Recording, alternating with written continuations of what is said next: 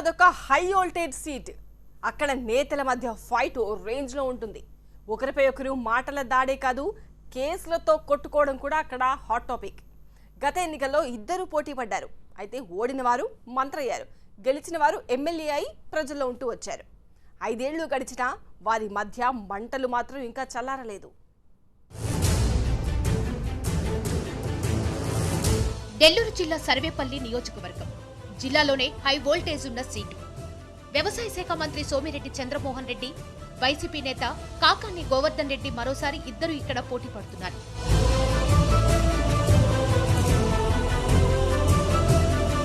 గత ఎన్నికల్లో సోమిరెడ్డి, కాకాని పోటీ చేశారు. వైసీపీ నుంచి పోటీ చేసిన కాకాని ఎమ్మెల్యేగా విజయం సాధించారు. ఆ తర్వాత ఎమ్మెల్సీ అయిన సోమిరెడ్డి చంద్రమోహన్ రెడ్డి కేబినెట్ బెర్త్ కొట్టేశారు. వ్యవసాయ శాఖ మంత్రి అయ్యారు. సర్వేపల్లి చరిత్ర చూస్తే 1994, 99లో ఇక్కడి నుంచి సోమిరెడ్డి గెలిచారు. 2004 నుంచి వరుసగా 3 ఎన్నికల్లో ఓడిపోయారు. 2012 ఉప ఎన్నికల్లో కోవూరు నుంచి పోటీ చేసి పరాజయం పాలయ్యారు. అయితే వరుసగా 4 సార్లు ఓడిపోయిన సోమిరెడ్డి ఈసారి ఎలాగైనా గెలవాలని ఎన్నికల ప్రచారంలో దూసుకుపోతున్నారు. కాకాని గోవర్ధన్ రెడ్డి 2014లో తొలిసారి సర్వేపల్లి నుంచి వైసీపీ తరపున ఎమ్మెల్యేగా గెలిచారు. అంతకుముందు కాంగ్రెస్ తరపున జిల్లా పరిషత్ చైర్మన్ గా పనిచేశారు. అయితే సర్వేపల్లికి కాకాని లోకల్ అయితే సోమిరెడ్డిది నెల్లూరు రూరల్లోని అల్లీపుర. దీంతో ఇక్కడ లోకల్, నాన్ లోకల్ ఇష్యూ చర్చనీయాంశంగా మారింది. 5 ఏళ్లుగా సోమిరెడ్డి, కాకాని మధ్య మాటల యుద్ధం నడుస్తోంది. కల్తీ మద్యం నుంచి భూ కబ్జాలు, విదేశాల్లో వందల కోట్ల ఆస్తుల వరకు వీరి మధ్య ఆరోపణలు, ప్రత్యారోపణలు చేసుకుంటూ కోర్టులకు కూడా ఎక్కారు. రోడ్లు వేసిందంటే చంద్రమోహన్ రెడ్డి అభివృద్ధి చేశాను కరెక్ట్ అయినటువంటి పద్ధతి కాదు. స్థానిక సంస్థలకు వచ్చినటువంటి నిధులతో జరిగినటువంటి కొద్దిపాటి అభివృద్ధి పనులు ఆయన నా ఖాతాలు అంటున్నాడు. మేము అడిగేది శాశ్వత ప్రాతిపదికన ఈ ప్రాంతానికి సంబంధించి ఆయన వల్ల వనగూరినటువంటి లబ్ధి. ఈరోజు నేను అడుగుతున్న జిల్లాకు సంబంధించి ప్రధానమైనటువంటి రైతాంగం ఆలోచన చేసేటువంటి సాగునీటి రంగం. సాగునీటి రంగంలో ఈరోజు 5 మండలాలు ఉన్నాయి. ముత్తుకూరు, తోటపల్లి గూడూరు మండలం ఈరోజు సోమశిల జలాశయం నుంచి నీళ్లు వచ్చేటువంటి ప్రాంతాలు. వెంకటాచలం మండలం ఒక భాగం సర్వేపల్లి రిజర్వాయర్ నుంచి నీళ్లు వస్తాయి, ఒక భాగానికి కనుపూరు కాలువ నుంచి నీళ్లు వస్తాయి. మనుబూలు కూడా ఒక భాగం కనుపూరు కాలువ నుంచి నీళ్లు వస్తాయి, కండ్లేరు జలాశయం నుంచి నీళ్లు వస్తాయి. సంగం బ్యారేజీ, నెల్లూరు బ్యారేజీ ఈ 5 సంవత్సరాల్లో మీరు పూర్తి చేయగలిగారా? అంటే రైతులకు సంబంధించి మీకు ఎటువంటి ఆలోచన ఉంది? కనుపూరు కాలువకు సంబంధించి మీరు నీళ్లు ఇవ్వగలిగారా? బండేపల్లి కాలువ అని చెప్పి 2014 ఎన్నికల్లో ఒక మాట చెప్పాడు. బండేపల్లి కాలువ పూర్తి చేయించి 2019 ఎన్నికల్లో ఓట్లు అడుగుతానన్నాడు. 2019 ఎన్నికలు వచ్చాయి. చంద్రమోహన్ రెడ్డి గారు బండేపల్లి అని చెప్పిన మాటల సందర్భంలో ఒక్కొక్కసారి ఒక్క పార మట్టి ఎత్తున్నా కూడా బండేపల్లి కాలువ పూర్తి అయిపోయింది దేశానికి. అన్నిసార్లు మాట్లాడాడు ఆ కాలం గురించి. ఎక్కడ వేసిన కొంగళ అక్కడే ఉంది. చేసిన పనులు చూసి రికార్డ్ సర్వేపల్లి చరిత్ర. ఇక్కడుండే బ్యాక్వర్డ్ మండలంలో 24,500 ఎకరాలకి లిఫ్ట్, దక్షిణ కాలువ 10,500 ఎకరాలకి దక్షిణ కాలువ extension, Somasila forest clearance, Telugu Ganga forest clearance. ఏ ఇంట్లోకి అడుగు పెట్టినా రుణమాఫీ 3 వంతులు ఇచ్చాము, కొరవ 2 వంతులు ఇస్తున్నాం. ఏ ఇంట్లో చిన్న రైతైనా అరెకర అయినా అన్నదాత సుఖీభవ 15,000 రాబోతుంది. ఏ ఇంట్లో 2-3 ఆడపడుచులున్నా పసుపు కుంకుమ. ఆ ఇంట్లో ఎవరైనా వృద్ధులు, వికలాంగులు, వితంతువులు ఉంటే నెలకు 2,000, సంవత్సరానికి 24,000, 5 సంవత్సరాలకు 1,20,000 పింఛను. ఇది ఏదైనా తీసుకోండి. అక్కడ మొత్తం జనాభాని 18 ఏళ్ళు 70 ఏళ్ల మధ్య వాళ్ళ జీవితాలు ఇన్సూరెన్స్ చేయించాం. అయితే కొంత అభివృద్ధి చేశాడు. ఏం అభివృద్ధి చేశాడు అంటే నీరు చెట్టు అభివృద్ధి చేశాడు, దాంట్లో దోచుకున్నాడు. నేను చెప్తున్నా, చంద్రమోహన్ రెడ్డి గారికి ధైర్యం అంటే బహిరంగ చర్చకు రమ్మనండి. ఈరోజు కంపెనీ డీలరు 4,61,000కి ట్రాక్టరు డీలర్కి ఇచ్చాడు, రైతు రథం కింద ప్రత్యేక ధర నిర్ణయించి. మీరు ఎంతకు అంత కట్టారు రైతులకి? 5,64,000 అంత కట్టారు. అంటే 1,03,000. ఈ 1,03,000 నీ జోబులోకి పోయిందా లేదా?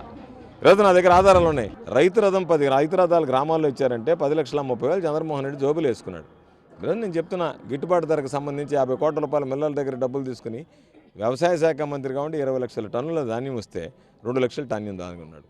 ఎప్పుడన్నా మనం పసుపు కుంభకోణం చూసామా? పసుపు కుంభకోణం పాపం మట్టి కలిపి పసుపు అమ్మితే వీఆర్ఓల్ని జిల్లా కలెక్టర్ సస్పెండ్ చేస్తే దాన్ని ప్రశ్నించిన దానికి జిల్లా కలెక్టర్ గారు మీరెవరు నన్ను ప్రశ్నించడానికని పెన్ డౌన్ స్ట్రైక్ అన్నాడు. ఏటికి భయపడలేదు. ఎందుకంటే జిల్లాలో విచ్చలవిడిగా అవినీతి జరిగింది. అవినీతి పరుడు కాకపోతే కాణిపాకం దగ్గరికి రమ్మంటే కాణిపాకం దగ్గర ప్రమాణం చేయమంటే మిగతా అన్ని మాట్లాడుతున్నాడు, కాణిపాకం రమ్మంటే పారిపోతున్నాడు. అవినీతి పరుడు కాదు కదా. ఏమి కాణిపాకం గురించి ప్రమాణం చేయడానికి ఇబ్బంది ఉంది, రమ్మను చేయమను. 7 కేసుల్లో ముద్దాయి, ఆయన మీద 20 క్రిమినల్ సెక్షన్స్. నిన్న నామినేషన్ వేస్తూ నా మీద ఇన్ని కేసులు ఉన్నాయి. ఎటువంటి కేసులు? భూ కబ్జా కేసు చంద్రమోహన్ రెడ్డి పెట్టించింది కాదు, నువ్వు కబ్జా చేస్తే పెట్టింది. నకిలీ మద్యం, గవర్నర్ పరిపాలన, చంద్రబాబు నాయుడు గారు చంద్రమోహన్ రెడ్డి కాదు, 4 కేసులు. ఆఖరాకి మేదరమెట్లలో ప్రకాశం జిల్లాలో తమరి మీద కేసు. ఎన్ని కేసులు? నకిలీ పత్రాలు, నకిలీ మద్యం. 40 ఏళ్ళు మా చరిత్ర. నేను 7 సంవత్సరాలు మంత్రి, 3వ మంత్రి. మా మేనమామ 10 సంవత్సరాలు మంత్రి, 17 సంవత్సరాలు, 40 years. మాది క్లీన్ హిస్టరీ. స్పెసిఫిక్గా ఎటువంటిదంటే అదని చెప్పేది, నోటికి ఏదొస్తే అది మాట్లాడే వాళ్ళ గురించి ఈ రాష్ట్రంలో ఉండే ప్రజలకు తెలుసు, జిల్లాలో ఉండే ప్రజలకు తెలుసు. నీకు దమ్ముంటే ఒక్క స్పెసిఫిక్ ఇష్యూ నేను చెప్పా. ఆ రోజు నా మీద 1000 కోట్లు అంటే 24 గంటలు టైం ఇస్తున్నా, పెట్టి కేసన్నా. పెట్టే దమ్ము లేదు, నేను పెట్టా. సుప్రీంకోర్టు బెయిల్ తీసుకొని తిరుగుతున్నాడు. ఇటువంటి వ్యక్తుల ఆరోపణల గురించి నోటికి గాలి మాటలు మాట్లాడేవాళ్ళు, వ్యక్తిత్వం లేనివాళ్ళు, క్రిమినల్ బ్యాక్గ్రౌండ్, 7 కేసుల్లో అక్యూజ్డ్ నంబర్ 1. నన్ను గురించి మాట్లాడే అర్హత అతనికి లేదు. మా ఇద్దరిని తీసుకెళ్ళి మీరు పరీక్షించండి. మా ఇద్దరిలో నా రక్తంలో బొట్టు ఆల్కహాల్ ఉంటే, ఈరోజు నేను సంతకం పెట్టిస్తాను. బొట్టు ఎప్పుడైనా సరే, ఈరోజు కాకపోయినా ఎప్పుడైనా. నాకు చంద్రమోహన్ రెడ్డి లాగా వాటర్ బాటిల్స్లో మద్యం కలుపుకొని తాగి కలర్ బాటిల్స్లో తాగే అలవాటు నాకు లేదు, ట్రైన్లో కూర్చొని. ఆ దౌర్భాగ్యం, అటువంటి ప్రత్యర్థి నాకు దొరకడం. మంచి నియోజకవర్గం, నా దౌర్భాగ్యం కొంత ఇటువంటి ప్రత్యర్థి దొరికాడు నాకు. ఏం చెప్పాలో తెలియనటువంటి ప్రత్యర్థి. కాబట్టి పాపం అతను స్కాచ్ గీచి అని బ్రాండ్లు బ్రహ్మాండంగా ఉన్నాడు. ఇప్పుడేం ఇబ్బంది లేదు. మామూలుగా స్కాచ్ కూడా జనాలకు ఇవ్వగలిగేటువంటి పరిస్థితిలో ఉన్నాడు. అందుకని చెప్పి స్కాచ్ పంపిణీ చేయగలడు చంద్రమోహన్ రెడ్డి. మామూలుగా స్కాచ్ కూడా కాదు, జానీ వాకర్ ఇచ్చినా కూడా పెద్ద ఆశ్చర్యపడలేదు. ఆ స్టైల్లో ఉన్నాడు. ఇప్పుడు బ్రహ్మాండంగా ఉంది. రైతు రథం జోరుగా ఉంది, నీరు చెట్టు బ్రహ్మాండంగా ఉంది, ప్రాజెక్టులు బ్రహ్మాండంగా ఉన్నాయి, బండేపల్లి కాలం ఒకటి వచ్చింది. ఏది పెట్టినా సరే అక్కడ యాష్ పాండ్లు బ్రహ్మాండంగా చేశాడు. యాష్ పాండి అని అన్నారు అందరూ. బాగా జోరుగా ఉన్నాడు, ఇబ్బంది లేదు. ఒక 100-200 కోట్లు కూడా ఖర్చు పెట్టినా కూడా పెద్ద నష్టమే లేదు, పెట్టగలరు. ఈ గవర్నెన్స్ రిజీమ్ 8 మంది రిటైర్డ్ ఎంప్లాయీ రూపాయి కూడబెట్టుకొని నీ పక్కన వావలేటిపాడులో నీ పొలం పక్కన ఉండేవి కబ్జా చేసినావు. రిటైర్డ్ ఎంప్లాయీస్, వాళ్ళు పెట్టిన కేసు నకిలీ పత్రాల కేసు. ముఠాన్ని తీసుకొని వచ్చి జైల్లో పెట్టారు. నేను, నా భార్య, నా కొడుకు మేమేమన్నా దావూద్ ఇబ్రహీం అనుకున్నాడా? నకిలీ పాస్పోర్ట్తో విదేశాల్లో అక్రమంగా ఆస్తులు. సింగపూరు, మలేషియాలో ఒక ఇండియన్ పోయి అక్రమంగా ఆస్తులు దాచిపెట్టుకునే చట్టాలు అక్కడ ఉన్నాయా? ఉరిదీస్తారు అక్కడ. అందుకే నోటికి బరి తెగించి ఒక శాసనసభ్యుడు సభకు పోకుండా ప్రతి నెల 1వ తేదీ జీతాలు తీసుకుంటూ ఇటువంటి విర్రవీగి బరి తెగించి మాట్లాడితే డెఫినెట్గా ప్రజలు గుణపాఠం చెప్తారు.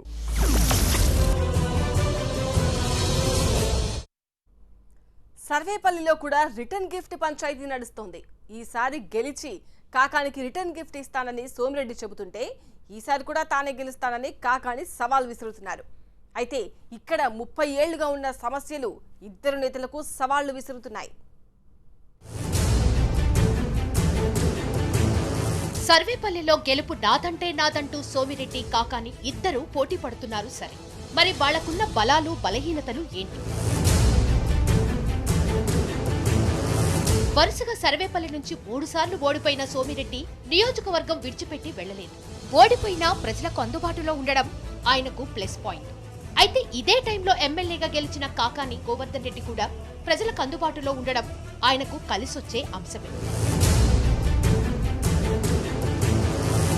ఇక నియోజకవర్గంలో సాగునీటి పనుల్లో పురోగతి సాధించడం సోమిరెడ్డికి కలిసొచ్చే అంశమైతే, ప్రతిపక్ష పార్టీగా కేడర్ చేజారిపోకుండా నిలుపుకోవడం కాకానికి ప్లస్ పాయింట్. 3 సార్లు ఓడిపోయారన్న సానుభూతి సోమిరెడ్డిపై జనంలో ఉంది. కొత్తగా పార్టీలోకొచ్చిన ఆనం వర్గం కూడా తోడవడం కాకానికి సహకరించే అంశం. గ్రామాల్లో వర్గాలను ప్రోత్సహిస్తారని సోమిరెడ్డిపై అపవాదు ఉంది. నిరాధార ఆరోపణలు చేసి కోర్టు విచారణలు ఎదుర్కోవడం కాకాని ఇమేజ్ కి డ్యామేజ్. కాంట్రాక్టు కేటాయింపుల్లో వివాదాలు సోమిరెడ్డికి తలనొప్పిగా మారితే, అధికారులపై వివాదాస్పద ఆరోపణలు చేయడం కాకానికి మైనస్ గా మారింది. కేడర్ పట్ల దురుసుగా ప్రవర్తిస్తారని సోమిరెడ్డిపై విమర్శలుంటే గత ఎన్నికల్లో నకిలీ మద్యం పంచారన్న కేసుల్లో విచారణ ఎదుర్కోవడం కాకానిని ఈసారి ఇబ్బంది పెడుతోంది. సోమిరెడ్డి కాకాని మధ్యే కాదు, నియోజకవర్గంలోని కార్యకర్తల మధ్య కూడా ఫైట్ నడుస్తోంది. సోమిరెడ్డిదే ఈసారి విజయమని కార్యకర్తలంటే కాకానిని ఓడించే దమ్ము సోమిరెడ్డికి లేదని వైసీపీ నేతలు సవాల్ విసురుతున్నారు. అంటారు రౌడీజం గుండాయుధం చేసేవాళ్ళు తప్ప ఆయన అంటూ ఏ రోజు కూడా మా ఊరి అభివృద్ధి చేశాను పలానా చేశాను ఇప్పుడు కూడా చెప్పలేకపోతాం సార్. ఆఖరి పెన్షన్లో కూడా ఇంతకుముందు కాంగ్రెస్ ప్రభుత్వంలో ఉన్నప్పుడు పెన్షన్లో కూడా పలానా వాళ్ళకి ఇవ్వాలంటే ఇచ్చేది సార్. ఈ రోజు మా ప్రభుత్వం చంద్రబాబు నాయుడు సోమిరెడ్డి అయినందువల్ల ప్రతి ఒక్కరికి పార్టీ పరంగా కాకుండా పెన్షన్లు ఆన్లైన్ ఎవరెక్కితే వాళ్ళందరికీ పెన్షన్లు ఇప్పించినాం సార్. 4 సార్లు ఓడిపోయిన ఆయన, పబ్లిక్ తిరస్కరించిన ఆయన, దొడ్డిదారిని మంత్రి అయ్యి మా ఎమ్మెల్యేనండి అంత అధికారం ఆయనకి ఎక్కడండి? ప్రజలు ఎప్పుడో తరివేశారు ఆయన్ని, ఇక్కడ లేడు ఆయన. ఇంకా అతని జీవితంలో అతను గెలుపులేదు. కాకాని గోవర్ధన్ రెడ్డి గారు చేసింది ఏమి లేదు. ఇప్పుడు ఇంతకాలంగా ఆయన జడ్పీ చైర్మన్ ఉన్నా, వాళ్ళ నాయన మండల ప్రెసిడెంట్గా ఉన్నా ఇంతవరకు ఏం చేయాల. ఈ సోమిరెడ్డి గారు మన మండలంలో ఇక్కడ సర్వేపల్లి కాన్సెన్స్లోనే మొట్టమొదట పొదలకూరు మండలానికే మంచినీళ్ళు అయితేనేమి ఈ మినరల్ వాటర్ ఎక్కడ ఈ నీటి కూడా ఇక్కడ తీసుకొచ్చి ఆ ప్లాంట్ పెట్టడం కూడా మా అదృష్టంగా కూడా మేము అందరం భావిస్తున్నాం. ఈ సర్వేపల్లి నియోజకవర్గంలో మచ్చలేని మనిషిగా మా ఎమ్మెల్యేని రెండోసారి అతి భారీ మెజారిటీతో గెలిపించేదానికి మేమందరం కంకణం కట్టుకొని ఉన్నాం. ఆ రకంగా గెలుస్తాడు కూడా. సోమిరెడ్డికి తగిన శాస్తి చేసేదానికి ఈ నియోజకవర్గంలో ఈరోజు మా ఎమ్మెల్యేకి అనుగుణంగా తెలుగుదేశం పార్టీ నుంచి భారీ స్థాయిలో చేరికలు జరుగుతున్నాయి. కార్యకర్తల మధ్య పోటీ ఇలా ఉంటే సర్వేపల్లిలో చాలా సమస్యలు కూడా ఉన్నాయి. ఆక్వా రైతుల కష్టాలు, పవర్ ప్లాంట్ నుంచి వచ్చే కాలుష్యం, సాగునీటి కాలువల నిర్మాణంలో జాప్యం, నిమ్మ రైతుకు గిట్టుబాటు ధర లేకపోవడం నియోజకవర్గంలో ప్రధాన సమస్యలుగా ఉన్నాయి. మరోవైపు వరుస ఓటములతో కొట్టుమిట్టాడుతున్న సోమిరెడ్డికి ఈ ఎన్నికలు చావోరేవుగా మారితే కాకానికి ఈ ఎన్నికల్లో గెలుపు ప్రతిష్టాత్మకంగా మారింది. పశ్చిమ గోదావరి జిల్లాలో అన్ని నియోజకవర్గాలు ఒకెత్తైతే దెందులూరు సీటు మరో ఎత్తు. ఇక్కడ నుంచి చింతమనేని పోటీలో ఉండడమే కారణం. ప్రతిపక్షాలకే కాదు చాలా మందికి ఆయన టార్గెట్. వైసీపీ ప్రతిష్టాత్మకంగా తీసుకున్న దెందులూరులో ఈసారి గెలిపేవరిది. హ్యాట్రిక్ కొట్టాలని చింతమనేని చూస్తుంటే ఓటమి రుచి చూపిస్తామని ప్రత్యర్థి అబ్బాయి చౌదరి తొడగొడుతున్నారు. ఇంతకీ దెందులూరులో ఏం జరుగుతోంది? సీట్లలో దెందులూరు ఒకటి. కొల్లేరు, తమ్మిలేరుతో పాటు డెల్టా, మెట్ట ప్రాంతాలు ఈ నియోజకవర్గంలో ఉన్నాయి. కృష్ణా గోదావరి కాలువకు చివరి భూములు ఈ నియోజకవర్గంలో ఉండటంతో రైతులు, రైతు కుటుంబాల పాత్ర ఇక్కడి రాజకీయాల్లో కీలకంగా ఉంటుంది. దెందులూరు నుంచి ముచ్చటగా మూడోసారి గెలవాలని చూస్తున్న ఎమ్మెల్యే చింతమనేని ప్రభాకర్ 2001లో దుగ్గిరాల ఎంపీటీసీగా ఎన్నికయ్యారు. పెదవేగి ఎంపీపీగా పనిచేశారు. 2009, 2014లో టీడీపీ ఎమ్మెల్యేగా పోటీ చేసి గెలిచారు. మూడోసారి హ్యాట్రిక్ కొట్టాలని ప్లాన్లు వేస్తున్నారు. చింతమనేనిపై ఈసారి వైసీపీ నుంచి కొట్టారు అబ్బాయి చౌదరి బరిలోకి దిగారు. బీటెక్ చదువుకున్న ఆయన లండన్లో సాఫ్ట్వేర్ బిజినెస్ చేస్తూ రాజకీయాల్లోకి వచ్చారు. వైసీపీ ఇన్ఛార్జిగా బాధ్యతలు స్వీకరించిన తరువాత నియోజకవర్గంలో విస్తృతంగా పర్యటించారు. 2009లో అబ్బాయి చౌదరి తండ్రి రామచంద్రరావు కాంగ్రెస్ నుంచి పోటీ చేసి ఓడిపోయారు.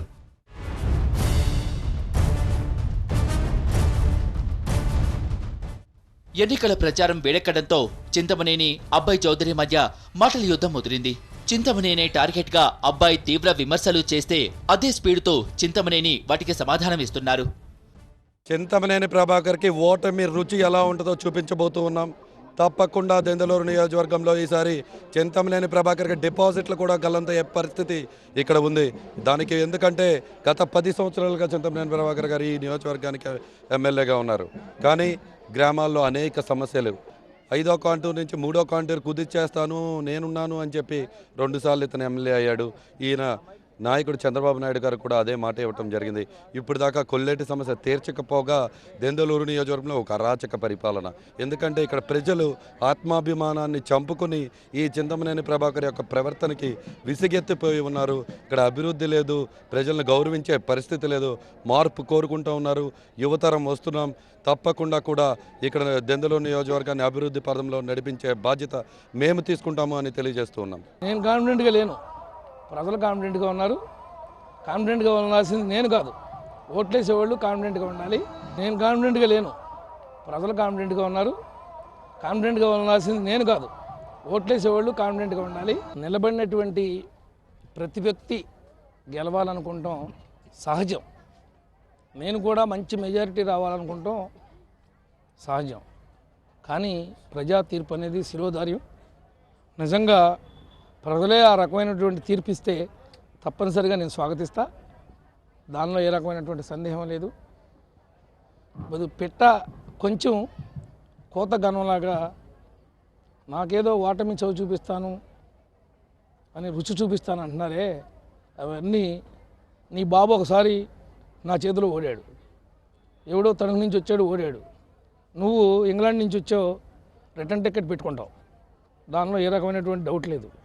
చింతమనేని ప్రభాకర్ ఎన్ని మాటలు చెప్పినా కూడా నేను స్వయాన రావాలి జగన్ కావాలి జగన్ అనే కార్యక్రమం ద్వారా సుమారు 150,000 మంది ఓటర్ని ఇంటింటికి వెళ్ళి కలవటం జరిగింది. ఏ గ్రామంలోకి వెళ్ళినా కూడా ప్రజలు మేము వస్తుంటే స్వాగతించారు, కానీ వాళ్ళు కష్టాలు చెప్తుంటే బాధ వేసేది. ఇక్కడ 10 సంవత్సరాలుగా ఒక్క పరిశ్రమ ఈ చింతమనేని ప్రభాకర్ తీసుకురాగలిగాడా? ఏ విధముగా ఇతను 3 ఎకరాల 50 సెంట్లు ఉండే ఈ వ్యక్తి ఈరోజు వేల కోట్లు అలాగే 100 ఎకరాలు ఏ విధంగా సంపాదించాడు అని చెప్పి నేను ప్రశ్నిస్తూ ఉన్నా. చింతలపూడిలో బుట్టాయిగూడెంలో ఉన్న 120 ఎకరాలు ఈ చింతమనేని ప్రభాకరే కాదా?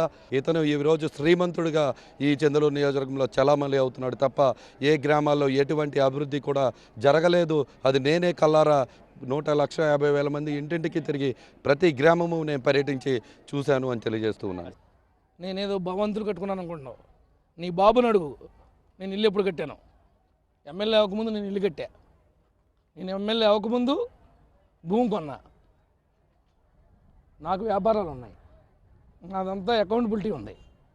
మీలాగా బ్యాంకుల్లో పెట్టి ఆడాస్తులు ఈడాస్తులు పేద ప్రజల ఆస్తులు తినేలా, మీలాగా సాయిబాబా గుడి కట్టి కొట్టారే అబ్బయ్య ట్రస్ట్ అని పెట్టి ట్రస్ట్ పేరు మీద సాయిబాబా దేవుడి పేరు మీద మీరు చేసినటువంటి దోపిడీని ఇప్పుడు లెక్క చెప్పట్లేదు. ఈ నియోజకవర్గంలో రాట్నాల అమ్మవారి గుడికి వచ్చిన వాళ్ళందరూ నీ గుడి పక్కన గుడి కట్టి ఈ గుడిలో వచ్చిన డబ్బులన్నీ ఉండి మింగేసేటువంటి మీ బాబు నువ్వు నాకు రుచి చూపిస్తానంటుంటే దెయ్యాలు వేదాలు చెప్తున్నట్టుంది. నియోజకవర్గంలో గోండాయిజం పెరిగిపోయిందో, దెందులూరు నియోజకవర్గంలో గోండాయిజం తగ్గిపోయిందో, లా అండ్ ఆర్డర్ కంట్రోల్లో ఉందనేది ప్రజలు గ్రహిస్తున్నారు, ప్రజలు గమనిస్తున్నారు.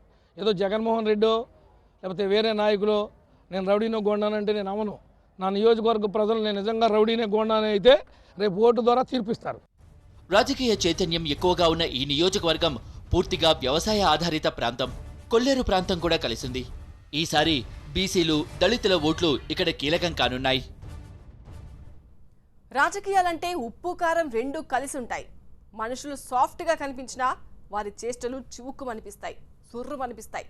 ఇక ఎన్నికల టైంలో అయితే ప్రత్యర్థుల మధ్య మాటలు యుద్ధానికి దారితీస్తాయి. చింతమనేని అబ్బాయి చౌదరి మధ్య దెందులూరులో ఇప్పుడు ఇదే జరుగుతోంది. మాటల యుద్ధమే కాదు, వారి బలాలు బలహీనతలు ఇప్పుడు చర్చకు దారితీస్తున్నాయి. దెందులూరు నియోజకవర్గంలో ప్రస్తుత ఎమ్మెల్యే చింతమనేని ప్రభాకర్, వైసీపీ అభ్యర్థి అబ్బాయి చౌదరి కమ్మ సామాజిక వర్గమే. ఆర్థికంగా కలిగిన కుటుంబాలే. అయితే వీరి ప్లస్ మైనస్ పాయింట్లు ఒక్కసారి చూస్తే జెడ్పీటీసీ ఎంపీపీగా పనిచేసిన అనుభవంతో పాటు 2 సార్లు ఎమ్మెల్యేగా పనిచేయడంతో నియోజకవర్గంలో ఏ రోడ్డు, ఏ డ్రైన్, ఏ కాలువగట్టు పరిస్థితి ఏంటనేది చింతమనేనికి తెలుసు. చదువుకున్న వ్యక్తి, యువకుడు కావటం అబ్బాయి చౌదరికి కలిసొచ్చే అంశం.